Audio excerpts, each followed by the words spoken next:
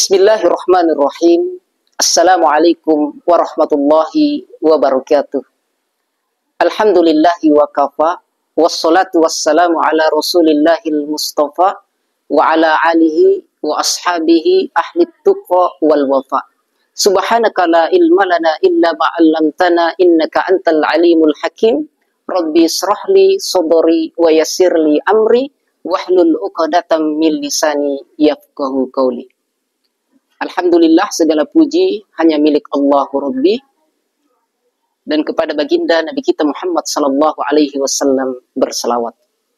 Baik sahabat-sahabat indeks yang dirahmati Allah Subhanahu wa taala. Allah Subhanahu wa taala berfirman dalam Al-Qur'an, A'udzubillahi minasyaitonir rajim. Bismillahirrahmanirrahim. Fa'akim wajhaka lid-dini hanifa fitratallahi tati fataran nasa 'alaiha la tubdila li khalqillah zalika dinul qayyimah walakin aksarun nas la ya'lamun. Kata Allah Subhanahu wa taala, fa'akim wajhaka lid-dini hanifa, maka hadapkanlah wajahmu dengan lurus terhadap agama Allah. Fitratallahi tati fataran nasa 'alaiha, maka tetaplah atas fitrah Allah yang telah menciptakan manusia menurut fitrah itu. La tubdila li khalqillah, tidak ada perubahan pada fitrah Allah. Zalika dinul qayyimah, itulah agama yang lurus. Walakin aksarun nas la ya'lamun, tetapi kebanyakan manusia la ya'lamun, tidak mengetahui. Quran surah Ar-Rum ayat 30. Sahabat-sahabat indeks yang dimuliakan Allah Subhanahu wa taala, di dalam ayat ini Allah Subhanahu wa taala memerintahkan kepada kita semua sebagai manusia agar berpegang teguh dengan kebenaran. Kebenaran yang diajarkan oleh Nabi Adam, kebenaran yang diajarkan oleh Nabi Musa, kebenaran yang diajarkan oleh Nabi Ibrahim, kebenaran yang diajarkan oleh baginda Nabi kita Muhammad sallallahu alaihi wasallam. Sahabat-sahabat indeks yang dimuliakan Allah Subhanahu wa taala, jika kita merenungkan pola pendidikan kehidupan manusia sekarang dan dibandingkannya dengan tuntunan Al-Quran dan hadis Nabi, kita seharusnya merasa prihatin dan gelisah akan kondisi umat Islam yang hidup di zaman modern ini. Di berbagai media, dari koran, majalah, dan TV, kita sering menyaksikan tindakan-tindakan kriminal atau kejahatan, kenakalan anak remaja dari pergaulan bebas hingga melakukan perbuatan-perbuatan yang dilarang oleh agama, yang dilarang oleh Allah Subhanahu wa taala. Oleh karena itu kita lihat kezaliman orang tua terhadap anak, kezaliman para pemimpin terhadap rakyat, kezaliman orang kaya terhadap orang miskin dan lain sebagainya.